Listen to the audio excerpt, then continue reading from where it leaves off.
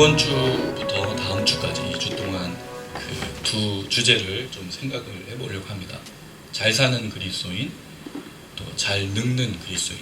잘 늙는다는 말은 이제 어떻게 죽음을 우리가 기대하며 또 맞이할 것인가, 그런 생각이 들어서, 또 우리 교회가 물론 30대부터 20대 또 40대 50대 다 포함하고 있지만 주로 주축이 40대 50대의 그 성도님들인데, 그 삶에서 우리가 잘 산다는 게 과연 무엇인가, 그리고 우리는 어떻게 하면 잘 사는 삶을 살 것인가 라는 주제를 생각하지 않을 수 없기 때문에 말씀을 통해서 좀 이야기를 해보자 합니다.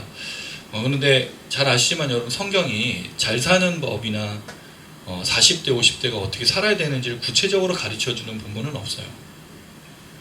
그냥 복에 대한 이야기들, 전반적으로 성경은 예수 그리스도를 말하고 있고 주의 다시 오심을 기다리라는 신앙의 권면들이 많기 때문에, 여기서 과연 우리가 무엇을 하는 것이 잘 사는 것이냐, 무엇을 해야 우리가 잘 살 것인가 라는 고민을 할 수밖에 없습니다. 그럴 때 디모데전서를 좀 생각을 하게 됐어요. 사도 바울이 영적인 아들 디모데에게 그 부탁하는 이야기인데, 이 그 디모데전서의 대상이 에베소 교회거든요. 우리 요한계시록을 다뤘었죠.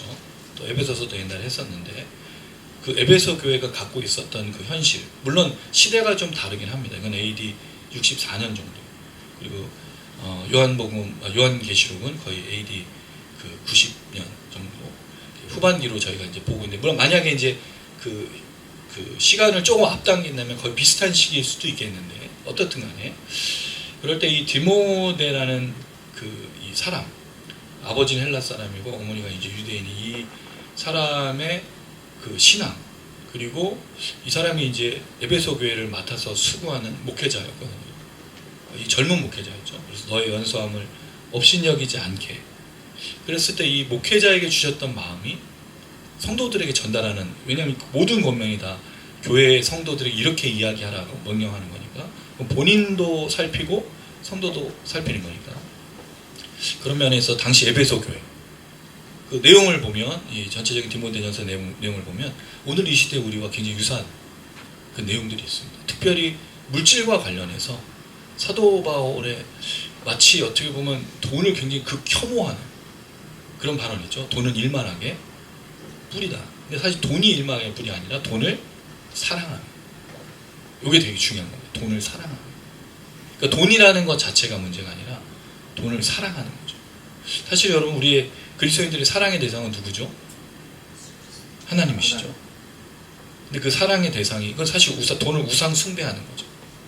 그런 현실 속에, 특별히 이 시대에 우리가 제일 많이 걱정이 되는 게 뭡니까, 여러분? 물질 아닙니까? 물질.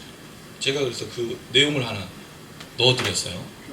예, 제가 AI 퍼플렉시티를 쓰는데, 이게 그 BC 카드를 쓰면 1년 무료 프로 버전을 쓰게 해주셔서 제가 아주 유용하게 쓰고 있는데, 한국 40대 50대의 고민과 그들의 관심, 또 그 삶의 전반적인 거를 찾아봐줘 했더니 이렇게 내용을 뽑아준 거예요.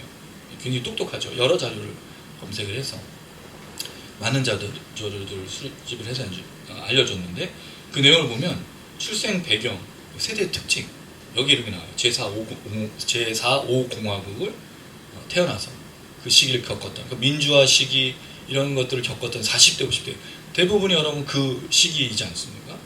그럴 때 우리가 제일 많이 경험했던 게 학교 문화, 교육의 문화, 그 다음에 시대의 굉장히 빠른 흐름 속에서 40대 50대가 지나간다는 거죠. 그럴 때 40대는 사회의 중추적 역할을 한다. 그리고 50대는 가계 경제의 중심이다. 그렇죠, 여러분? 40대가 사실 제일 많이 일하잖아요.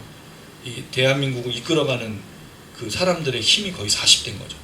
50대는 이제 가계 경제의 중심을, 그리고 50대가 되면 이제 좀 은퇴를 앞두고 있기 때문에 더 이상 무언가 활동하기가 쉽지가 않은 그런 시대가 되는 거죠.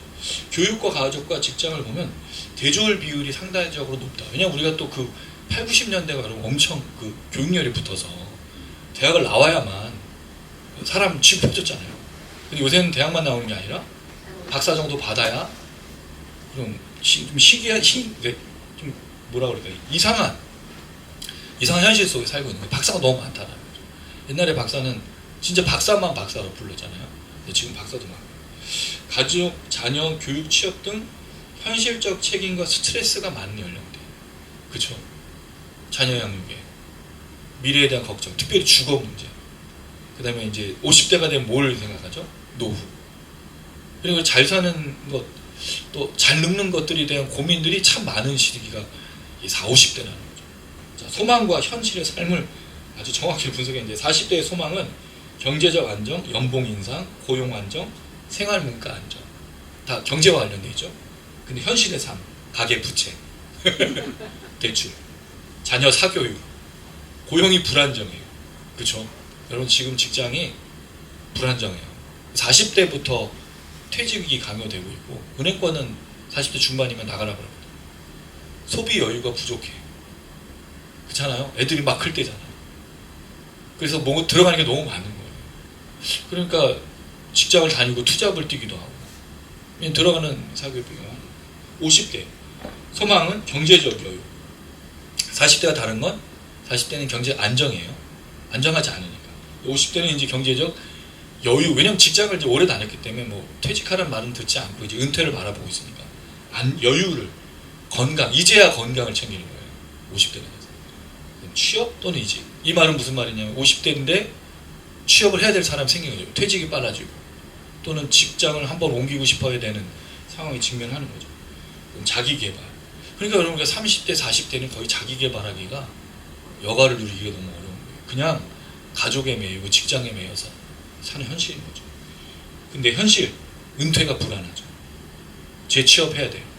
그럼 50대에 은퇴하고 거의 80, 90대 살잖아요. 그러니까 재취업을 해야 되는 그 현실에 있는 거죠. 자기 소비, 여가 추구를 하고 싶지만 실제적인 삶은 그렇지 않다는 거죠. 제일 큰 문제, 노후 준비. 이게 한국의 40대 지금 50대 또 교회에서의 성도들의 거의 일상적인 우리의 이야기들이지 않습니까? 제일 많이 얘기하는 집 얘기, 자녀 학업 얘기, 그 다음에 노후 얘기, 그 다음에 직장의 여유, 나는 뭔가를 개발해서 할 수 있는 거 그런 거죠. 그러니까 여러분 현실적으로 삼중고 40대 자녀 가계부채 직업 안정의 삼중고에 시달려요. 그래서 버티는 삶. 50대는 은퇴 재취업 노후 준비. 그럼 50대는 이제서야 나를 위한 소비를 하는데 그때 되면 몸이 이제 마음이 망가진 상태가 또 되기도 하고. 그 가장 큰 소망은 40대, 50대의 가장 큰 소망, 경제적 여유와 안정이라는 거예요. 결국 이게 핵심인 거예요. 이거는 우리 누구나 대한민국에 살고 있는 40대, 50대라면 누구나 겪는 제일 큰 문제죠. 그렇지 않습니까, 여러분? 경제적으로 안정되고 싶잖아요. 또 여유가 있었으면 좋지 않습니까? 뭐 우리가 뭐 많은 걸 바라지 않잖아요. 여러분 뭐 떼부자 돼서 아까 이제 국간사님 가족하고 얘기했다는 사모님하고 당신 4가지 중에 뭘 고를래? 그냥 건강한 삶, 뭐 편안한 삶, 떼부자. 그렇죠? 떼부자 되고 싶죠. 왜 떼부자 되고 싶은 이유가 뭐예요? 노후도 안정되고 여유 있게 내가 하고 싶은 거 다. 여러분 그런 삶의 핵심이 뭐냐면 뭐가 빠져 있어요? 이 삶에 하나님이 없어요. 그래서 돈을 사랑함이 돈을 쫓는 거예요. 여러분 우리가 일부러 돈 쫓는 게 아니에요. 열심히 일해서 좀 여유 있는 삶을 살고 싶으니까 당연히 돈을 쫓죠. 그러다 보면 여러분 뭐가 없어지는 거예요? 점점 여유도 없어지고 신앙도 없어지고 하나님에 대한 생각을 하기 어려워요. 그리고 되게 불편해. 왜? 교회 오면 내가 일주일 동안 하나님 생각 잘 못하고 정신없이 살다 오거든요. 예배 드리는 것도 마음에 편치 않아. 그렇다고 여러분 우리가 일을 놓을 수는 없잖아요. 자녀 양육해야죠. 가계 부채 갚아야죠. 그러니까 여러 가지 스트레스 속에서 신앙생활하고 있는 게 우리의 현실이라는 거죠. 이건 목회자인 저도 같은 고민입니다. 우리 아들이 이제 조금 있으면 이제 학교 2학기 또 수강 신청을 해야 돼요. 이번 주가 그 등록 기간인데 또 대출을 또 받아요. 평생 우리는 대출을 받고 대출을 갚는 삶이죠. 근데 그게 불만이진 않은데 점점 그 여러 가지 여유 속에 없어지는 삶을 살게 되는 것들이 불안한 그런 시대죠. 그 속에서 그리스도인으로는 과연 무엇을 생각하고 정리할 것인가? 더 큰 문제가 이런 현실적인 삶과 신앙이라는 이 밸런스, 균형이 있어야 되는데 이 균형을 맞추기가 너무 어려운 현실이에요. 그래서 여러분 우리가 꼭 기억할 한 가지가 재림은 예수님이 오심을 우리가 기다리고 살죠. 이게 첫 번째 우리 신앙의 목적이잖아요. 재림을 기다리는 거. 그러나 두 번째 우리가 또 생각해야 될 거는 이미와 아직이라는 이 현실 속에서의 삶. 주님은 다시 오시는데 기다리는 우리는 어떻게 살아가야 될까? 이 밸런스. 이게 지금 여러분과 함께 나누고 싶은 얘기인 거예요. 그럼 잘 사는 그리스도인은 이 땅의 삶을 살면서 재림을 기다리는 삶을 어떻게 살 것인가를 고민하는 거예요. 저는 이게 잘 사는 그리스도인이라고 생각하는 겁니다. 그럼 다음 주에 우리는 잘 늙는 그리스도인. 그렇게 해서 주의 재림을 기다리면서 주 앞에 서야 되잖아요. 어떻게 설 것인가에 대한 고민.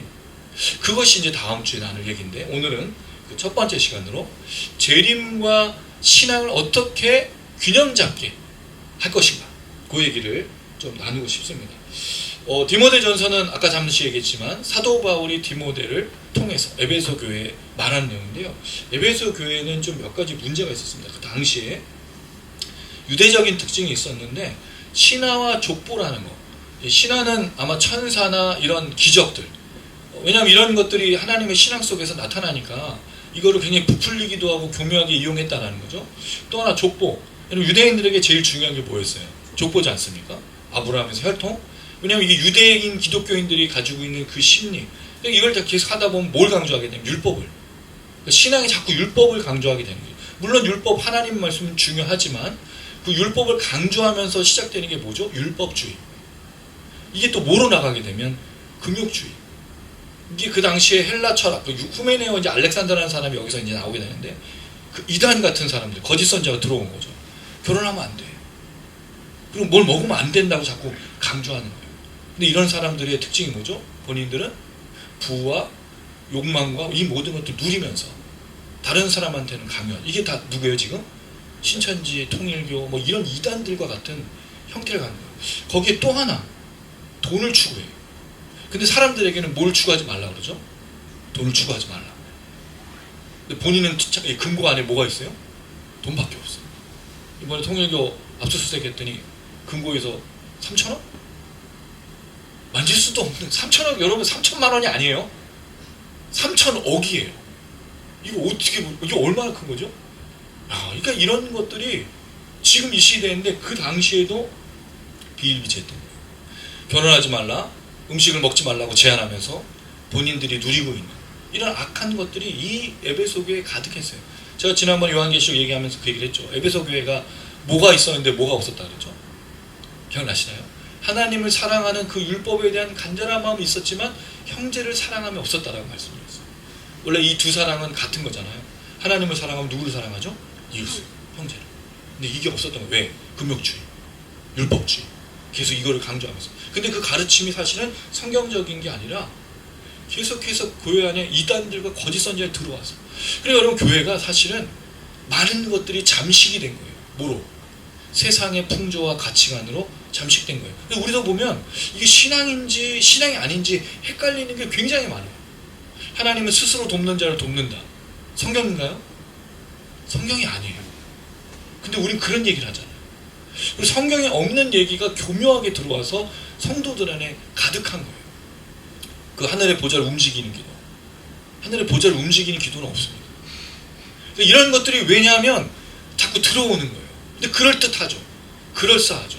근데 점검할 수가 없는 거예요.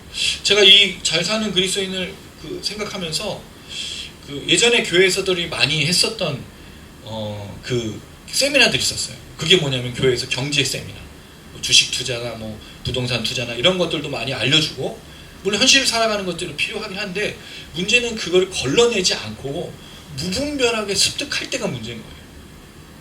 우리가 어떤 선으로 어떤 기준을 가지고 무슨 잣대를 가지고 이런 것들을 받아들이고 걸러낼 것인가. 사실 여러분 이걸 여과지라고 그러잖아요. 커피에 여과지가 있듯이.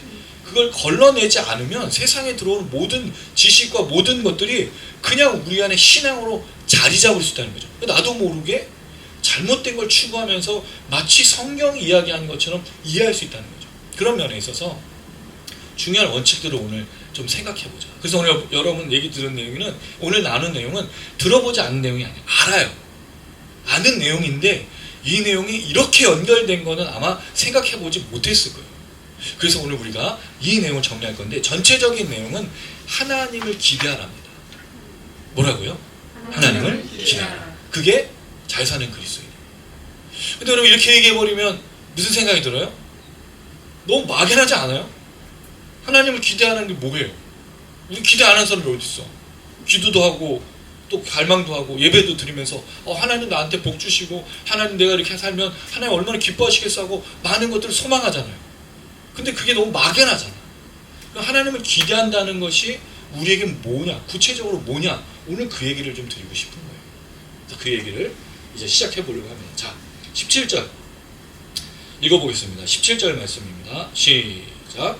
내가 이 세대에서 구한 자들을 명하여 마음을 높이지 말고 정함이 없는 재물에 소망을 두지 말고 오직 우리에게 모든 것을 후해 주시는 하나님께 두며. 자, 오늘 본문은요, 사실은 이 11절에서 16절을 중간에 두고 앞선 3절부터 10절까지의 내용과 대칭이 되어 있어요. 근데 앞선 그 내용 3절에서 10절의 내용을 보면 돈 얘기야. 우리가 잘 아는 내용이 있죠. 9절 부하려 하는 자들은 시험과 올무 여러 가지 어리석게로운 욕심이 떨어지나니. 그 다음에 10절 돈을 사랑하면 일만하게 뿌리. 다 이 부하려 하는 것과 돈을 사랑하면 멸망으로 가는, 올무에 사로잡히고 시험에 들고 걱정과 염려에 사로잡히는 삶이다라고 말하고, 대칭으로 17절에 부한 자들에 대한 경고를 하고 있다는 거죠. 그럼 이 당시 에베소 교회의 디모데가 목회를 할 때 교회 안에 들어왔던 것 중에 하나가 어떤 분위기가 있었던 거죠? 돈을 추구하는 것, 물질을 추구하고 부유하고 부자가 되는 것에 대한 갈망들이 있었던 거예요. 사실 여러분 그게 나쁘다라고 보기는 어렵죠. 우리가 여유를 가지고 또 하나님 앞에 헌금도 하고 여러 가지 하면서 자신의 것을 쓸 수 있잖아요. 근데 이 교회가 뭐가 시작됐냐면 부하려 하기 시작했다는 거죠. 부하려 하다는 말은 부를 갈망하다는 뜻이에요. 부에 열심을 다한 거예요. 그럼 여러분 사실 뭐에 빠지기 쉽죠? 시험에. 이 당시에도 부를 추구한다는 것이 쉬운 현실이 아니었거든요. 특별히 우리나라도 마찬가지 아닙니까? 부하고자 하는. 그래서 여러분 가끔 전화가 오잖아요. 한몫 버실 수 있어요. 이렇게만 하면 5초 만에 얼마를 벌 수 있습니다. 근데 실례로 그렇게 아르바이트를 해서 뭐 시간당 얼마 해서 뭐에 빠지죠? 보이스피싱. 유혹이 있거든요. 그리고 마약 운반체. 너 이거 하면 얼마 벌 수 있어? 여러분 시간당 11,000원, 만원, 뭐 9,000 얼마, 이거 외에 나머지는요 거짓말이에요. 불법적인 거예요. 이 시대는요 남의 것을 이렇게 누가 후히 주고 눌러주고 뭐 편하게 없어. 있는 것도 빼앗으려고 하는데 내가 너를 시간당 10만원 줄게 하는 건 거짓말이에요. 물론 이제 그 일용직 하는 그 공사 현장이야 위험함을 감수하고 하기 때문에 그 비용이 세지만 일반적으로는 그렇게 주지 않아요. 그러면 한몫 잡는다는 건 사실 유혹이죠. 근데 의외로 여러분 여기 넘어갈까요? 안 넘어갈까요? 넘어가요. 보이스피싱 범죄에 나온 중간책들 전화해가지고 받으러 나온 사람들이 다 어떤 사람들이에요? 그런 사람들이에요. 20대 초반 또는 50대 여자 그냥 중간에 받아만 오면 이렇게 대포 통장 만들어주고 시험, 올무. 문제가 뭐죠? 부하려고 하면 어리석고 해로운 욕심에 떨어져요. 여기에서 뭐가 정지된 거죠? 뇌가. 이성이 정지돼요. 여러분 의심해 봐야 돼요. 누가 찾아와가지고 너 잘해줘. 갑자기 10년 전에 연락도 없던 사람이 10년 후에 연락이 와서 야 누구야? 반갑다. 만날래? 그럼 대부분 뭐예요? 보험건요. 다단계. 다단계. 뭐 영업하는 거. 10년 있다가 찾는 사람일수록 이상. 이 시대가 그런 거예요. 어리석어요. 해롭죠. 또 구절에 보니까 사람으로 파멸과 멸망에 빠지게 해요. 여러분 이건 네가 너무 잘하는 거예요. 뭐 하는 것이? 부를 갈망하고 부자가 되고 풍요롭게 사는 것을 소망하는 것이 빠지게 되는 것이 이것이다. 자, 그 다음 10절. 돈을 사랑함이 돈이 아니에요 여러분. 부가 아니에요. 돈을 사랑함입니다. 갈망하고 열망하고 사랑하는 것이 일만 악의 뿌리가 되는 거예요. 왜? 여기 탐내는 자가 나오는데 탐내다는 말이 애쓰다라는 뜻이거든요. 결국 이 돈을 애쓰는 거예요. 열심을 다 애쓰는 미혹받죠. 그렇죠. 정상적인 방법으로 돈을 확 벌기는 어려워요. 우리 이제 장모님이 여기 서울에 올라오셔서 90년도부터 그 전주집을 한정식 식당을 하셨는데 파는 걸 보면 굉장히 많이 파셔요. 근데 인건비 나가고 이렇게 하면 남는 게 거의 없어. 그런 거예요 원래 세상이. 그리고 사람들이 자꾸 뭘 투자하고 싶은 거죠? 뻥튀기하는 부동산 투자. 그러니까 여러분 왜 이 대한민국의 이 부동산 현실이 이렇게 됐을까요? 수요가 있기 때문인 거예요. 강남 언저리는 그렇게 사람들이 형성이 돼서 지금도 100억, 뭐 80억, 뭐 200억 이런 집이 말도 안 되는 평수에 그렇게 한다고요. 누가 수요가 있고 그러니까. 근데 문제는 한 20년, 30년을 생각해 보세요. 사람이 거의 인구 절벽이 됐을 때 과연 저 2, 30억 집을 끼고 대출을 받아서 살고 있는 사람들이 할 사람이 없는 거예요. 결국 집을 안고 죽는 거예요. 뭘 못하고? 아무것도 누리지 못하고 그냥 집만 100억, 80억. 물론 그 사람들은 좀 다르죠. 왜? 돈이 있으니까 여러 군데를 사놓아서 하는 거니까. 그런데 우리의 꿈이 부동산의 꿈이 아니어야 되는 거죠. 주식도 마찬가지입니다. 물론 지금 정부가 이제 안정화해서 코스피 5천까지 간다고 하는데 그거는 사실 정당한 방법으로 투자하는 것과는 좀 다른 우리 옛날의 투자는 그렇지 않았죠. 작전 세력이라고 해서 개미들의 것을 빼앗아가지고 했던 부분이에요. 그럴 때 돈을 사랑함부터 그 다음에 부를 갈망함부터 꼬이기 시작하는 거죠. 그럴 때 오늘 본문은 이렇게 시작해요. 부한 자들이에요. 부하려고 했고 돈을 사랑한 사람들 아닙니다. 그냥 부자입니다. 부자. 이 사람들은 어떻게 된 걸까요? 이 사람들에 대해서 사도 바울이 디모데를 통해서 비난하지 않죠. 대신 뭐 하라고 합니까? 마음을 높이지 말라 그랬어요. 그럼 이 사람들에게 지금 부요가 풍요가 주어진 거예요. 부자가 된 거죠. 누가 부자가 되겠을까요? 이게 중요한 겁니다. 하나님. 저는 부는 하나님으로부터 온다고 생각해요. 부자가 되기 위해서 갈 말이냐. 여러분 최근에 넷플릭스에서 캐대헌 K-팝 디몬 헌터스 이게 지금 넷플릭스 뭐 하고 전 세계 뭐 난리 났잖아요. 이게 이렇게 잘 될 걸 생각했을까 누가? 그러니까 이게 신기해요. 그 다음에 극한직업 우리 그냥 한 3번 봤거든요. 너무 웃기지 않으세요? 천만 명 넘었잖아요. 그게 그렇게 될 거를 생각했어요? 아무도 몰라. 이게 노력한다고 또 열심을 다한다고 뭐가 대박 나는 게 아니에요. 그건 우리에게 달려있지 않아. 전혀. 그건 누구에게 달려있다고요? 하나님께. 물론 그렇다고 열심히 하지 말라는 게 아닙니다. 열심히 해야죠. 열심히 살아야죠. 근데 대박 터뜨리기 위해서 부를 얻기 위해서 돈을 채우기 위해서 부자가 되기 위해서 하는 건 아닌 거예요. 우리가 잘 알고 있지만 대기업 이런 모든 사람들이 부를 축적하는 방법을 너무 잘 알고 있지 않습니까? 정당한 방법과 법을 따라가면요 우리나라에서 부자 되기가 쉽지가 않아요. 정말 쉽지가 않아요. 어쨌든 부자 이 얘기를 하고 있어요. 명령하라고 하는 거예요. 2세대란 말은 지금 이 시간 지금 이 시간에 부자들에게 명령해라. 뭐라고요? 마음을 높이지 말고. 무슨 뜻일까요? 교만하지 말라는 거죠. 여러분 제가 요한계시록에서 그 짐승과 우상을 숭배하는 사람들의 특징이 뭐라 그랬죠? 사치, 그 다음에 교만. 부가 누구로부터 왔기 때문에? 하나님부터 왔기 때문에. 우쭐될 게 없는 거예요. 왜 그러냐? 이유가 있어요. 정함이 없는 재물. 정함이 없다는 말이 무슨 뜻일까요? 여러분? 이게 되게 어려운 말이에요. 정함이라는 게 뭐죠? 고정되지 않았다는 뜻이에요. 주식 같은 거예요. 주식은 고정되지가 않잖아. 오늘 올라갔다 내일 떨어지고. 그러니까 주식해서 망한 사람들이 성공한 사람보다 더 많죠. 예전에 저희 아버지가 동아은행이라고 이북 오도민이 모여서 만든 은행을 하나 만들었어요. 근데 그 은행이 2년 만에 완전히 망했어. 또 거기에 분명히 누군가가 또 한 거지. 해먹은 거지. 아버지가 많은 주식을 갖고 있었는데 다 휴지 조각 됐어. 이게 주식인 거죠. 재물이 그래요. 재물은 정함이 없어. 불명확하고 불확실한 거예요. 그래서 내가 오늘 부자라고 해서 내가 오늘 많이 가지고 있다고 해서 자신을 막 높이고 교만한 거는 가장 바보 같은 거란 얘기죠. 그 부는 누가 주시는 거니까? 하나님이 주시는 거니까. 뭐 하라고요? 우쭐대지 말라. 자랑하지 말라. 그건 정함이 없는 거야. 그건 고정된 게 아니야. 그건 불확실한 거야. 그리고 여러분 이게 되게 웃긴 게 오늘 통장에 돈이 가득하면 기쁘고 오늘 통장에 돈이 없으면 슬프면 안 된다는 거죠. 근데 우리 현실이 그렇죠. 우리 통장을 보면서 자네가 얼마 안 남았어. 힘들어, 괴로워, 슬프죠.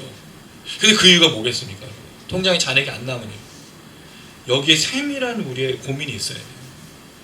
사실 대부분 여러분 우리의 통장 우리가 버는 것보다 쓰는 것이 훨씬 더 많다는 거죠. 사실은 무리해서 쓰는 게 훨씬 더 많아요.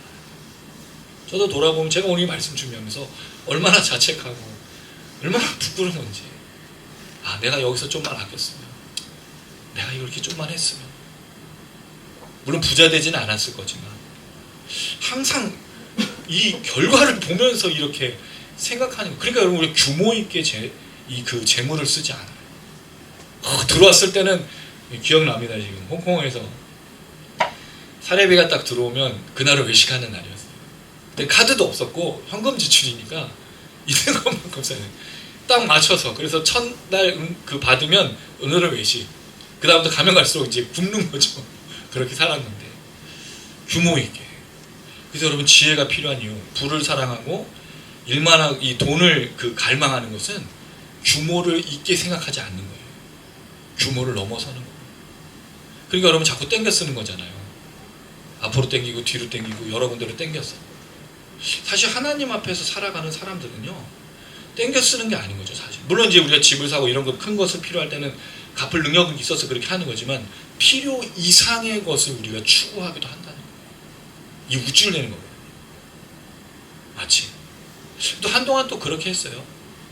대출을 80% 이상 받게 해서 사실 거의 영끌하게 만들었잖아요. 그래가지고 부동산이 붐이 올라가니까 마음껏 살아가지고 팔으라고 했지만 사실 그게 얼마나 거품이에요. 내가 가진 돈의 80%를 빌려주는 게 어딨어요. 이건 사실 그 사람을 평생 묶는 거거든요. 그러니까 여러분 잘 생각해보면 교묘하게 속여서 사람들의 고열을 빨아내는 거와 똑같은 거예요. 이게 고리대금이랑 똑같은 거잖아요. 그리고 이자가 갑자기 올라가 2배로. 그럼 죽는 거죠. 그러니까 무리한 삶을 계속 살도록 만드는 거예요. 이게 사실은 부와 돈을 사랑하는 거예요. 사실은 우리가 꼭 투기하려고 한 건 아니었는데 그러다 보니 필요 이상의 지출을 하게 되니 2배 이상, 그러니까 결국 마음도 힘들고 삶도 힘들고 여유도 없어지다. 그러니까 마음이 계속 지쳐하는 거예요. 그러니까 신앙이 점점 사라지는 이유가 거기 있다는 거예요. 그러니까 규모 있는 삶이 굉장히 중요하다. 어느 좀 그런 생각을 합니다. 자, 그리고 나서 정함이 없는 재물, 소망을 두라라는 말은 사실은 없고 뭐뭇에 대하여 희망하다, 기대하다는 단어거든요. 그럼 이 사람들은 어떤 거죠? 부한자들은 자신의 마음을 그 재물에다, 정함이 없는 재물에다가 기대하고 소망했기 때문에 이 기대와 소망이 부로부터 오는 거예요. 자기가 가지고 있는 것부터. 그러나 이 사도 바울이 명령하는 것은 무엇이냐면 하나님께 그 기대와 소망을 두라는 거죠. 아까 말했던 잘 사는 그리스도인 되려면 누구를 기대해야 된다고요? 하나님을. 부한 자는 정함이 없는 재물로 거기에 대해서 그것으로 인해서 자기가 가진 것으로 인해서 기뻐하고 즐거워할 수 있지만 그리스도인들은 먼저 하나님으로 기뻐하라.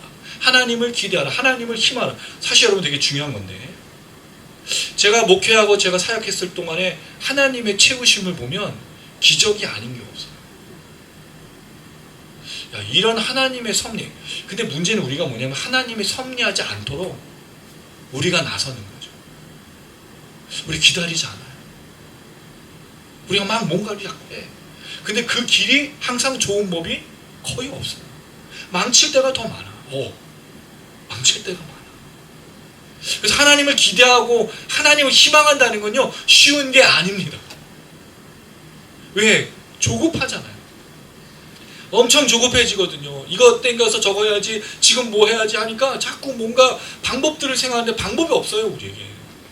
근데 사실 그때 하나님을 기대하고 소망하도록 하는 것이 되게 중요하다. 그래서 이렇게 얘기합니다.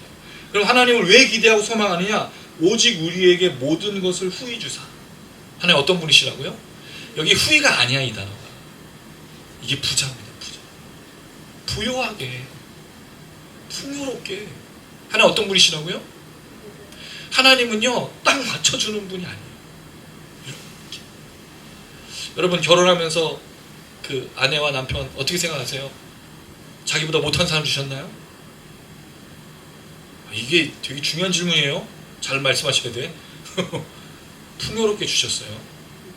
이걸 잊으면 안 돼. 근데 살면서 풍요롭게 주지 않은 것처럼 여겨. 하나님 부유하게 주셨는데 그렇게 아니에요. 자녀도 마찬가지. 자녀를 여러분 우리에게 출산하게 했을 때 부족하게 주셨을까요? 아닙니다. 되게 중요한 거예요. 하나님 그렇게 풍요롭고 부유하게 부자되게 주셨는데 우리는 깎아내려. 아니라고 얘기해. 특별히 자신에 대해서. 자기 자신도 풍요롭게 부유하게 주셨는데 아니라고 말해. 아니라고 부정해. 자기를 학대하고 자기를 부인하고 여기서 자기 부인은 그 부인이 아니에요. 자기 십자가를 지고 자기를 부인하는 거고 다른 부인이야? 이건 자기를 비하하는 거죠. 그건 그 부인하고 다른 겁니다. 하나님 풍요롭게 주셔요. 이거 사도 바울 너무 잘 알잖아. 사도 바울은 자기의 텐트를 지어서 사역을 했는데 그때마다 풍요롭게 채워주시고 그가 일했던 모든 사역 가운데 풍요하게 채우셨던 부자가 되게 하셨던 그 부자라는 말이 쓸 때 쓰는 것으로 나누는 것으로 나타나는 거. 부유하게 풍요롭게 주시는 거. 그 다음에 누리게 하신다. 저는 이게 또 너무 감사했어요. 누리게 하다는 말이 뭐냐면 즐겁게 하고 기쁘게 하다. 하나님 어떤 분이세요? 인색한 분이야. 우리에게 딱 주면서 고민 좀 해봐라 이 자식들아. 괴롭게 이게 아니에요. 주시면 기뻐. 그래서 우리가 하나님으로부터 받은 은혜는 기쁨을 유발한다는 거죠. 하나님부터 받은 축복은 즐거움을 유발해. 근데 그 기쁨과 즐거움이 자꾸 사라지는 거예요. 무엇 때문에? 세상을 사랑하는 염려와 걱정 때문에. 뭐가 시작되는 거예요? 돈을 사랑하고 그다음에 부자가 되기 위해서 자꾸 애쓰다 보면 하나님이 주시는 여러분 되게 재밌는 건데 6장 6절 6장 6절 한번 읽어볼게요. 시작. 그러나 자족하는 마음이 있으면 경건은 큰 이익이 되느니라. 물론 이 자족이라는 말이 뒤에 나온 돈과 연결되긴 하지만 먼저는 교회는 다툼이 있었어요. 아까 말했던 율법주의. 그래서 율법 가지고 싸우는 거예요. 네가 잘났네 내가 못내 그 어떤 애 싸우는데 그게 논쟁에서 이기는 사람이 뭐가 됐냐면 경건한 사람이 된 거예요. 여러분 그런 사람들 있지 않습니까? 교회에서 신앙생활 하면서 남을 가르치고 남을 비판하며 남을 비난하는데 본인은 경건이 없어. 근데 본인은 그렇게 살면서 그게 자기가 경건하다고 생각하는 거예요. 그렇지 않다는 거죠. 뭐라고? 자족. 여기에 자족이 나와. 만족. 그리고 나서 7절. 세상에 아무것도 가지고 온 게 없어 우리가. 그리고 아무것도 가지고 가지도 못해. 그러니까 부하려고 하지 말라는 거죠. 돈을 사랑하지 말라는 거죠. 하나님이 주시는 것으로 족한 줄로 여기라. 8절. 먹을 것과 입을 것이 있은즉 족한 줄로 알 것이다. 만족이 없어요. 만족이 신앙생활 하는데. 네, 얼굴이 제가 좀 잘 늙어가기 위해서 잘 살기 위해서 요새 뭐 하고 있냐면 웃으려고 되게 많이 노력해요. 저는 웃음이 굉장히 어색한 사람이에요. 자랐을 때부터 부모님들도 안 거의 웃음이 없어. 우리 어머니도 지금도 보면 화난 사람 같아요. 제가 어머니한테 얘기 들었어요. 어머니 자주 웃으세요. 정말 웃으셔야 돼요. 근데 그럼 그게 다른 것 같아요. 표정도. 저도 어느 순간 가만히 이렇게 하다 보면 근데 바꿨어요. 지금 계속 웃으려고. 이렇게까지는 못하는데 어색하거든요. 사진 찍을 때 입 벌리고 있는 게 제일 싫어. 너무 진짜 너무 힘들어. 연기하는 것 같아요. 연기. 메소드 연기 그 같은 느낌이. 족한 줄로 알아야 돼요. 족함이 어디서부터 오는 거죠? 이거. 모든 것을 부요롭게 주시는 분이 나를 기쁘게 하시니까 족한 거예요. 그러니까 내가 오늘 먹어. 할렐루야. 내가 입어. 할렐루야. 여러분 위아래. 벗고 다니는 사람 있으세요? 없잖아요, 여러분. 문 착 열면은 오늘 입을 옷이 없는 거지. 그쵸? 오늘 입을 옷은 없지만 지금 옷은 많아. 신발도 한 켤레만 신고 다니세요? 제가 선물해드릴게요. 요새 러닝 시작하셔서 온갖 러닝을 지금 다 섭렵하고. 여러분 우리가 부족한 게 아니에요. 근데 우리는 늘 갈망해. 없다고 생각해. 부족하다고 생각해. 근데 하나님 어떤 분이세요? 후히 주시고 즐겁게 하시는 분이에요. 뭐를 하는 사람들이? 부하려고 하고 돈을 사랑하는 사람들에게 만족이 없거든요. 와 진짜 지독하죠. 이게 누구예요? 왕이었잖아요. 근데 자기 앞에 있는 포도원 그거 뺏으려고 사람 죽여가지고 뺏어. 있는 놈들이 더한 거잖아요. 그리고 무전유죄, 유전무죄. 이게 왜 나왔을까요? 돈 있는 것들이, 돈을 가지고 있는 사람들의 그 교만, 허망함, 이 잘못됨. 물론 여러분 돈은 추구하는 것이 아니긴 하지만 하나님 복 주시면 부할 수 있는 거예요. 기도했는데 하나님 부를 주셨어. 그럼 하나님 축복인 거죠. 근데 기도했는데 안 준 건 그건 하나님의 역사 속에 만족을 하라고 주시는 거니까 별로 신경 쓸 필요가 없는 거죠. 잘 사는 그리스도인들은 하나님께로부터 희망을 가질 수밖에 없는 거예요. 하나님을 기대할 수밖에 없는 거예요. 오늘 나와 예배드리는데 하나님이 나를 만나주셨어. 오늘 나와 예배드리는데 하나님께 내 찬양을 받아주셨어. 할렐루야. 그리고 일주일 동안 살았는데 하나님이 너무 기대가 돼. 하나님 나에게 어떻게 하셨지? 내게 의해 주시고 나를 즐겁게 하셨으니까 기쁜 거예요. 누구 때문에? 하나님 때문에. 통장은 비어가지만 건강이 조금 약해지고 있지만 하나님이 너무 희망이 되고 기대가 되는 거예요. 이게 첫 번째다. 잘 사는 그리스도인은 뭐 하는 사람이라고요? 하나님을 기대하는 사람이다. 하나님을 기대하십시오. 하나님 흔들림이 없어요. 하나님은요 절대로 우리를 모른 척하지 않아요. 저는 이걸 너무 많이 봤어요. 개척교회 목사하고 그 부목사로 뭐 여러 가지 사역을 하다가 나온 다음부터 사람들은 잊혀진 존재가 돼요. 진짜 잊혀진 존재. 근데 하나님은 저를 기억하시고 여러분들도 기억하셔서 이렇게 걸어가고 있는 거예요. 자, 그 다음에 이 얘기에 이제 구체적인 얘기를 할 거예요. 잘 사는 그리스도인, 하나님을 기대하는 사람이라고 그랬죠. 하나님을 기대하면 잘 사는 거예요. 그런데 그것이 구체적으로 뭐냐? 이게 18절에 얘기되어 있습니다. 자, 18절에 있습니다. 시작. 선을 행하고 선한 사업을 많이 하고 나누어 주기를 좋아하며 너그러운 자가 되게 하라. 이거예요. 잘 사는 그리스도인, 하나님을 기대하는 사람이 네 가지 특징이 있습니다. 첫 번째, 선을 행한다고 되어 있어요. 이건 한 단어입니다. 디모데전서에만 나오는 단어인데요. 선을 행해요. 선을. 그냥 선을 행하는 거예요. 아가토스, 에르곤이라는 단어를 합쳐서 만든 단어인데 아가토스, 선한, 훌륭한, 탁월한, 에르곤, 일, 작업 뭐 이런 뜻이에요. 뒤에 나온 선한 사업은 그걸 풀어 설명한 거고 앞은 선을 행하는 거예요. 자, 하나님을 기대하는 사람의 삶의 첫 번째가 뭐라고요? 선입니다. 선한 삶이에요. 훌륭한 삶이에요. 탁월한 삶이에요. 하나님이 칭찬하는 삶이에요. 그러면 잘 사는 거예요, 여러분. 잘 살고 있는 거예요.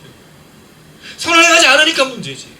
악을 행하고 불법을 저지르고 죄를 저지르고 누군가를 미워하고 누군가를 아프게 하고 누군가를 이렇게 해서 누리고 하는, 억압하고 착취하고 박해하면 그게 하나님께 기쁨이 되겠습니까? 그리고 하나님이 기뻐하시는 삶이 되겠습니까? 본인도 기쁘지 않아. 여러분 생각해 보세요. 남에게 나쁜 말 하면서 행복하세요? 오늘 내가 한 명을 걸렸어. 내가 한 명 눌렀어.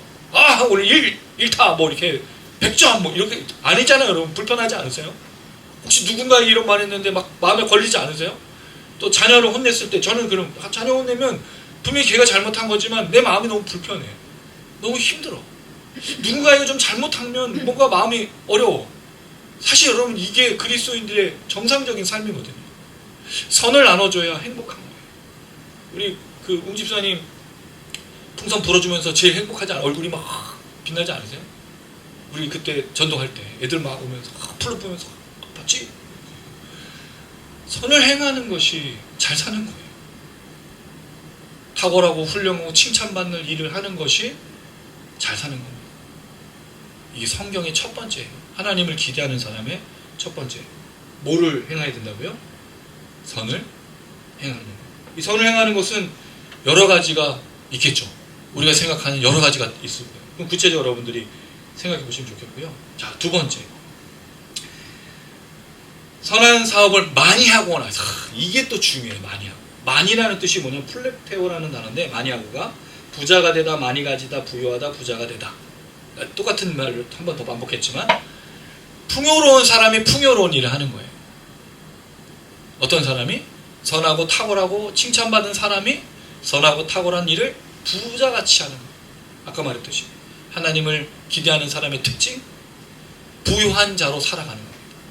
자기가 부자예요. 뭐의 부자죠? 선의 부자인 거예요. 사랑하는 여러분 안에 이 선, 사랑 이게 가득해서 그것으로 부자가 돼서 나누고 흘려보내고 또 사람들을 치유하고 회복하는 그런 분들 되시길 주님의 이름으로 축원합니다. 그럼 그게 잘 사는 거예요. 그게 부자인 거예요. 남을 이롭게 하고 홍익인간, 대한민국의 정신. 여러분 대한민국은 참 이상한 나라예요. 우리는 오지랖이 너무 많아. 그렇지 않습니까? 길 가다가 누가 어려우면 다 달려와. 막 달려와가지고 막 도로를 치워주고 뭐 살았냐 죽었느냐 뭐 하고 희한한 나라예요. 근데 이게 기독교 정신이죠. 이 기독교 정신이에요.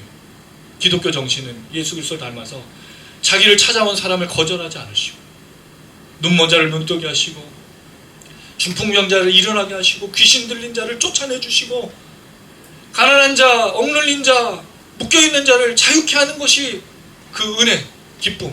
그리스도인들은 뭐 하는 사람들? 그래서 베풀고 나누고 흘려보내는 사람인 거예요. 그게 하나님이 칭찬하시는 사람이지 않겠습니까? 그래서 선한 사업을 많이 하고, 그러니까 부자가 부자한 거예요. 그래서 여러분, 우리 부자인 거죠. 왜? 사랑을 많이 받았으니까. 하나님 우리에게 모자라게 주신 적이 없어요. 근데 우리는 모자라죠. 왜? 세상을 살아가는데 모자라면 모자라다고 생각하는 거예요. 근데 그렇지 않습니다. 너무 많은 것을 우리가 잃어버렸어요. 너무 많은 것을 우리가 놓쳐버렸어요. 너무 많은 것에 대해서 우리가 잘못 생각하고 있는 거예요. 여러분, 없지 않습니다. 많습니다. 부자입니다. 채워주셨습니다. 특별히 여러분 아까 말했듯이 부부가 함께 있는 것만큼 큰 기쁨이 없어요. 가족이 함께 있는 것만큼 큰 기쁨이 없어요. 물론 갈등이 있고 어려움이 있고 괴로움들이 있지만 처음부터 그렇진 않았잖아요. 처음부터 그렇진 않았잖아요. 뭔가 삶을 살면서 우리 삶의 그 어려움들이 더 큰 어려움이 됐는데, 사실은 하나님이 주신 큰 복과 은혜라는 거죠. 돌아보면 이 모든 것들이 은혜가 아닌 게 없고 축복이 아닌 게 없고 부하지 않은 게 없는 겁니다. 그러니 선한 것으로, 선한 사업으로 열심을 다하는 거죠. 여러분, 저는 그런 삶이 우리에게 있었으면 좋겠습니다. 션이라는 연예인이 달리기를 8.15에 우리 혜빈 집사님도 그걸 올려주셨는데 잘 달리셨어요? 네. 그 8.15 때마다 이제 하는 런 그 행사가 있어요. 그렇게 해서 한 돈이 거의 한 55. 그리고 이제 뭐 아이들이나 독립유공자나 이런 분들에게 나누는 사. 이게 기독교 정신이죠. 그러니까 우리가 어떻게 보면 풍요롭고 부유한 건데 풍요롭고 부유함을 못 누리는 거죠. 아까 말했듯이 돈을 사랑하고 또 부를 추구하는 그 순간 주변에 보이지 않거든. 내 옆에 있는 사람들이 보이지 않거든요. 왜 내가 지금 부를 추구하고 돈을 사랑해서 이걸 채워야 되는데 어떻게 다른 사람을 돌아보겠어요? 결국 이 선한 사업을 2번이나 강조했다라는 건 풍요로운 사람이 누구고 부자 같은 사람이 누구고 잘 사는 사람이 누구인지를 명확하게 얘기해 주는 거예요. 그거는 선을 행하는 사람이라는 거죠. 2번이나 강조했다는 거예요. 그 다음 3번째, 나누어 주기를 좋아한다라고 되어 있습니다. 이 단어는요, 기꺼이 나눠주다, 나누어 줄 준비가 되어 있다. 근데 사실은 조금 더 넓게 보면 너그럽다는 뜻이에요. 인색하지 않은 거예요. 누군가가 도와달라고 말하면 인색하지 않은 거죠. 이게 여러분 누구죠? 사마리아인 비유에 나온 거잖아요. 강도당한 자가 있었는데 사마리아인만 그 사람을 챙겨주었던. 근데 여러분 성경에 보면 이런 사람들이 꽤 많이 등장하고 있습니다. 우리가 잘 알고 있는 주가 쓰시겠다라고 하니까 나귀를 내어준 사람, 그 다음에 300데나리온 되는 향유로 예수님께 기름 부은 사람, 그 다음에 오병이어의 그 오병이어를 제공하였던 그 어린아이. 여러분 거기에 사람들이 도시락을 안 갖고 왔을까요? 얘가 갖고 왔으면 다른 사람 갖고 왔던 거예요. 그 낸 사람은 얘밖에 없어. 참 인간들이 그렇죠. 그거 내면 자기가 못 먹을까봐 애는 그걸 순수하게 내줍니다. 그러니까 애들을 세뇌시킨 거예요. 너만 내. 막 찌르면서 내가 아까 너 다 봤어. 이런 식으로 했겠죠. 이렇게 성경에도 보면 나누고 흘려보내는 사람들이 굉장히 많이 나와요. 너그럽고 인색하지 않은 겁니다. 저는 그랬으면 좋겠습니다. 이게 성품을 말하고 있는데 선한 것은 행동이잖아요. 2번째는 성품인데 너그러운 성품, 관대한 성품. 이 관대하고 너그러운 게 죄를 눈 감아주는 건 아닙니다. 다른 사람의 필요를 채워주는데 민감한 거예요. 언제든지 내가 도와줄 준비가 되어 있는 사람. 사실은 이게 그리스도인이 되잖아요. 그래서 여러분 우리가 옛날에 교회 문을 열어뒀던 이유는 기도하러도 오지만 누구나 다 와서 교회에 와서 도움을 받았어요. 그때 여러분 교회가 유일한 도움이지 않았습니까? 가난하고 어려운 사람이 와서 얘기 들어주고 밥 먹을 거 사주고 돈도 좀 보내주고, 물론 그런 사람들이 이제 전문적으로 그 일대를 돌면서 사업하시는 분들도 있었지만 교회는 대부분 그런 사람들에게 문을 개방하고 그런 사람을 섬기고 나눠줬죠. 그러나 지금은요, 제일 인색한 것이 교회가 되어버렸어요. 우리의 성품이 너그럽지가 않아. 우리도 어느 순간부터 굉장히 강팍한 마음을 가진 사람들로 되어간다는 생각이 듭니다. 3번째, 잘 사는 사람은 어떤 사람이라고요? 나누어줄 준비가 되어 있는 사람. 언제든지 도와줄 준비가 되는. 특별히 여러분 우리가 도와주는 게 제일 크게 뭐가 있겠습니까? 예수 그리스도. 우리는 예수를 증거하고 예수를 나눠주고 예수를 전하는 것에 특화된 사람들이잖아요. 우리만큼 잘 준비된 사람이 어디 있어요? 우리만큼 이 영원한 생명을 아는 사람이 어디 있어요? 우리만큼 이 영원한 생명을 사모하고 말해주고 싶은 사람이 어디 있어요? 그러니까 교회 데리고 오는 거잖아요. 이 공동체 와서 함께 예배드리고 하나님 만나봅시다. 당신의 그 상처와 아픔, 당신의 그 질병과 고통 하나님이 낫게 하실 겁니다. 내가 기도할게요. 내가 당신과 함께 할게요. 내가 당신을 붙들어 줄게요. 하나님 나를 붙들어 주시니 당신에게도 하나님 역사하실 거라고 믿음으로 기도하고 추천해주고 붙들어주고 함께하는 거, 그게 사실 교회이지 않습니까? 어느 순간부터 우리가 세상을 살아가는 법에서 세상 속에서 살다가 보면서 손을 내밀어주고 누군가를 돌보는 것은 굉장히 어려운 일이 됐어요. 제가 보니까 제가 정말 열심히 운동할 때는 진짜 열심히 운동했거든요. 일주일 내내 한 5번, 6번을 연습장을 가서 연습부터 하고 운동도 했어요. 근데 그 시간만큼 제가 다른 누군가에게 시간을 내줬느냐? 그렇지 않더라고요. 나를 위해서 쓰는 시간은 참 많은데 다른 누군가의 이야기를 들어주고 함께하는 시간이 부족하다는 생각이 더욱더 들어가는 거예요. 이 시대는 더 그렇습니다, 여러분. 사람들이 자신에게 투자하는 시간은 굉장히 많아졌어요. 그렇지 않습니까? 자신의 건강을 돌보고 자신의 삶을 돌보고 여가를 돌보고 하는 거 굉장히 중요합니다. 그러나 그 순간부터 본인들에 대한 생각들은 강해지지만 공동체와 함께하는 것에 대해서는 돌아보기가 어려워요. 그래서 뭐가 무너지죠? 가족이 무너지죠. 남편과 아내도 무너집니다. 이웃이 어디 있어요? 그럼 친척이 어디 있어요? 지금 보니까 친척끼리 모임하는 데가 많지가 않은 것 같아요. 거의 만나기가 쉽지가 않아요. 그 가족도 모임하기가 쉽지 않은데 친척으로 넘어서는, 옛날에 우리 친척하면은 명절 때 무조건 모여야죠. 20-30명 모여가지고 막 정신없이 막 하고 있다가 막 후딱 가고, 근데 어느 순간부터는 잘 가지 않고 찾지 않고 돌아보지 않는다는 거죠. 갈수록 더 심해지고. 그런데 잘 사는 그리스도인은 뭐 하는 사람이에요? 돌아보는 겁니다. 찾는 사람. 갑자기 그 사람 생각나면 전화해 주세요. 10년 만에 전화해가지고 깜짝 놀라겠지만 나 영업하는 거 아니야. 돌아봐 주셔야 돼요. 누구가 혹시 기억나면 찾아봐 주셔야 돼요. 지금 가끔 그럴 때가 있어요. 정말 하나님 그 사람 기억나게 할 때가 있어. 뭔가 필요를 따라서 넘어가면 안 된다. 특별히 선을 베푸는 걸 주저하지 마십시오. 제가 지금도 좀 안타까운 게 있었는데, 어딜 가서 뭔가를 할 때 아버지하고 아들이 왔는데 애가 너무 이쁜 거예요. 그래서 얘한테 내가 음료수 하나 사주면 좋겠다고 생각했는데 또 괜히 사줬다가 또 욕먹는 거 아닌가 막 이런 생각도 하다가 보니까 결국 놓쳐버렸어. 좋은 마음에 들면 하면 돼. 욕먹으면 어때요? 심은 마음 좋지 뭐. 선한 마음이 들 때 선을 행하셔야 돼. 주저하지 마십시오. 그럼 하나님이 채워주세요. 신기합니다. 왜?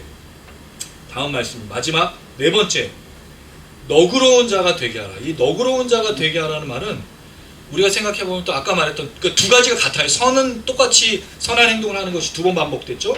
나누어주기 좋아하는 게 관대하고 너그러운 거잖아요. 또 너그러운 게 또 나왔어요. 여기는 부침성이 있다는 뜻이에요. 흔쾌히 나눠주는 뜻도 있지만 교통하는 거예요. 우리 사람들 만나면 부침성. 옛날에 여러분 교회 다니는 사람들이 그거 잘했지 않았어요? 어서 오시라고. 교회 가면 사람들 막 무조건 새가족도 하면서 자기도 좀 쉽지 않은데 예수님 만나고 나면 성격이 변했잖아요. 그래가지고 사람들한테 막 찾아가서 아이고 어서 오십시오 막 이렇게 얘기하고, 근데 어느 순간부터 입을 싹 닫고 있고 내가 뭐 그렇게 돼. 우리 그러지 않았어요. 저도 예수를 믿고 나서 예수를 인격적으로 만나고 나서부터는 친구들한테도 막 얘기하고 활발했었는데 점점 이것을 잊어버립니다. 여러분, 우리가 원래는 그런 사람이에요. 2 가지가 반복됐죠. 선을 행하는 것과 너그러운 것, 부침성 있는 것, 관대한 것. 이 이야기를 하면서 잘 사는 그리스도인이 누구냐, 하나님을 기대하는 것이 무엇이냐를 구체적으로 설명하고 있다는 거죠. 웨슬리가 감리교회 창시자죠. 감리교인들이 이렇게 말했다고 합니다. 벌 수 있을 만큼 버시고 할 수 있을 만큼 저축하시고 그리고 줄 수 있을 만큼 다 주시고. 벌어서 뭐 하는 거예요? 주는 거예요. 할렐루야. 그럼 잘 사는 겁니다. 벌어서 목구멍에 넣으면요, 좋죠. 그때 아무 의미가 없어요. 예전에 제가 한번 말씀드린 적이 있어요. 그 장교훈련을 받으러, 이제 아직 장교 되기 전에 인간훈련 받으러 광주 상무대로 가서 훈련을 받는데, 훈련생의 생활이 그렇게 좀 피곤하고 힘들더라고요. 배고프고. 왜 이렇게 배가 고픈지 모르겠어요. 밤에 빵을 하나 사왔어. 근데 방 안에 한 6명인가 같이 있었는데 이걸 뜯어서 먹자니 6명 나눠줄 수도 없고, 그래서 제가 어떻게 먹을게요? 소리가 날까? 이걸 먹는데 뿌옇고 먹는데 뭐 하는 짓인지 모르겠는 거예요. 차라리 사가지고 6개 나눠줬으면 마음 편했을 겁니다. 마음 편하게 살아야 돼요. 오지랖 있는다는 얘기 들으면 뭐 어떻습니까? 누가 관여하려는 게 아니라 너 그렇게 관대하게 대해주려고 하는 거죠. 사실 그게 풍요입니다. 부자는요, 많이 가지고 있는 정함이 없는 재물에 마진가 그걸로 내가 오늘 자랑하고 교만하는 건 바보 같은 거예요. 대신에 나눠주고 흘려보내주고 살펴주는 그 사람이 진짜 부자입니다. 아까 말했듯이 이 사람 얼마나 행복하겠어요. 얼마나 즐겁겠어요. 누군가를 돕는 것이 큰 기쁨이잖아요. 예수님은 그래서 피곤할 때까지 사람들 돌보시고 가르치시고 채우시고 만져주시고 어린아이들 내게 오는 것을 막지 말라. 이 아이들이 하나님 나라의 일꾼이라고 말하면서 얼마나 즐거워하셨어요. 이게 예수님. 근데 어느 순간부터 우리가 스크루 테이프가 되는 것 같아요.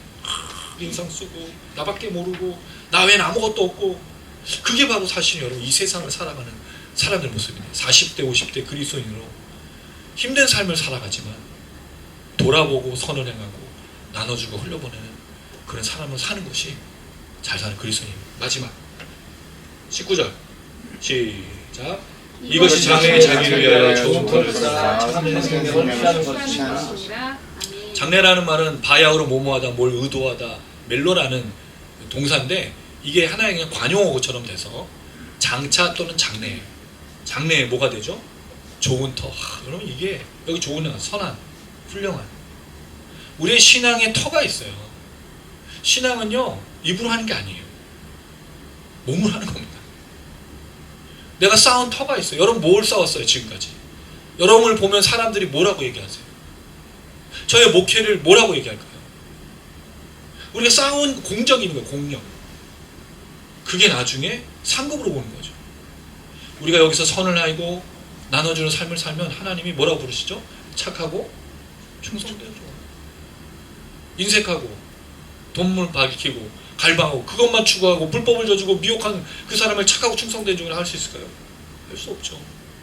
지금 쌓고 있는 거예요. 선을 쌓고 있는 겁니다. 물론 이걸로 구원받는 건 아니에요.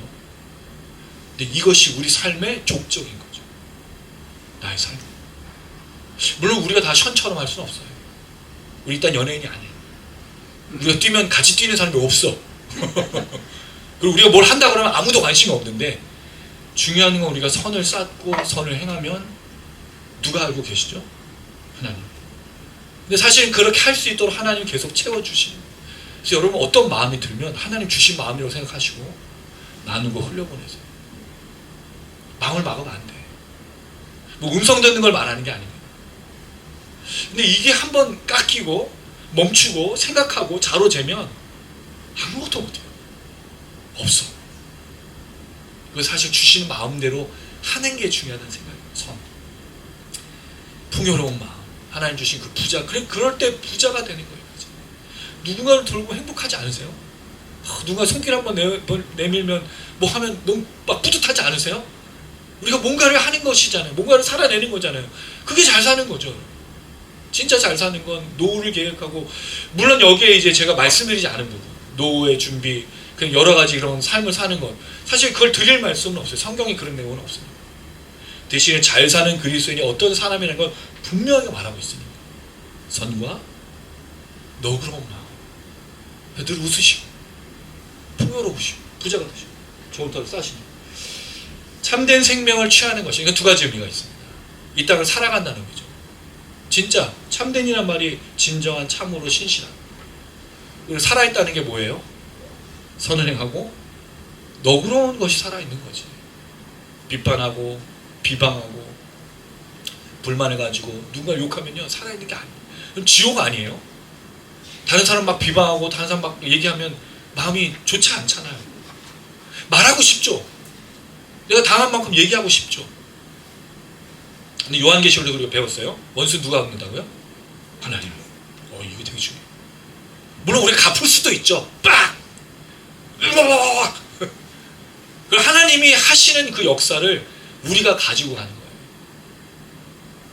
하나님은 거기서 원수를 패망하게 하시는 게 목적이에요. 멸망이에요. 하나님은 요한계시록 뭐가 목적이었죠? 그 원수도 회개하면 구원하시는 게 목적이잖아요. 근데 우리가 저주하면 그 사람은 기회가 없어지는 거예요. 그래서 여기서 살아있다는 의미. 참된, 그게 참된 생명. 선과 너그러운 마음. 그게 살아있는 거예요. 두 번째는 죽어서도 영원한 생명을 가지는 거죠. 그래서 여러분 디모데 전서도 요한계시록과 되게 비슷하지 않습니까? 사실 이게 구약, 신약 다 똑같은 거예요. 동일한 얘기를 하고 있다는 거죠. 선과 너그러운 마음. 그것이 살아있고 우리가 이 땅에서 쌓는 하나님의 역사들, 그리고 저 천국에서 하나님께 칭찬받는 역사들, 그게 죽임당한 순교자들이 하나님의 말씀과 예수를 증언함으로써 들었던 그 억울함을 하나님이 내가 제단에서 들어주지 않겠느냐, 그 얘기랑 똑같은 거죠. 우리가 억울하면요 하나님 더 억울하세요. 꼭 기억하세요 여러분. 우리가 선을 행하다가 억울하잖아요. 하나님 더 하나님 더 화가 나세요. 아시잖아요 여러분. 요한계시록 어떻게 막 하는지. 너가 얘 건드렸어? 이게 우리 하나님이세요. 근데 우리가 팍 나가서 야! 하나님 우리를 말리고 있는 거죠. 하나님이. 우리가 하나님 하시죠 이렇게. 제가 저를 때렸어요. 저는 정말 나쁜 놈이에요. 우리 이러고 있어야 된다는 거예요. 그러니까 하나님이 대답해 주시고. 그래서 기도가 필요한 겁니다. 우리 하나님께 얘기해야 돼요. 하나님께 얘기하지 않는 순간부터 뭐 하죠? 자기한테 쌓아두는 거죠.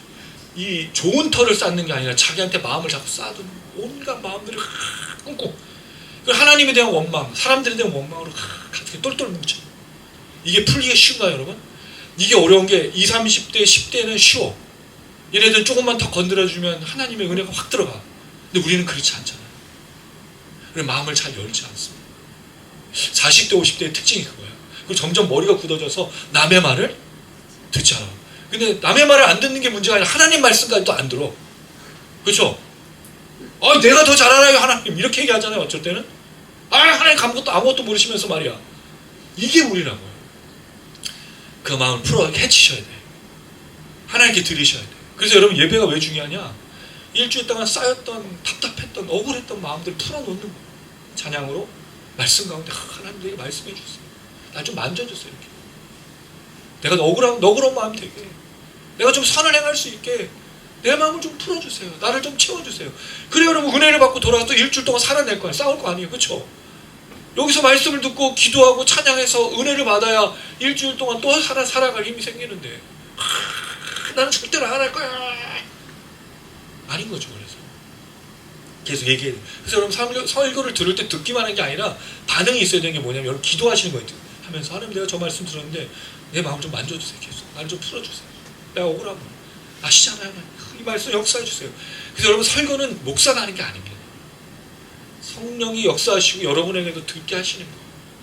여러분 우리가 이렇게 매일 예배드리고 매주일 살아가고 선과 너그러움과 하나님 앞에서 참된 또 생명을 누리면서 좋은 터를 쌓을 때, 탁월하고 칭찬받는 터를 쌓을 때 즐거운 삶이겠어요? 아니겠어요?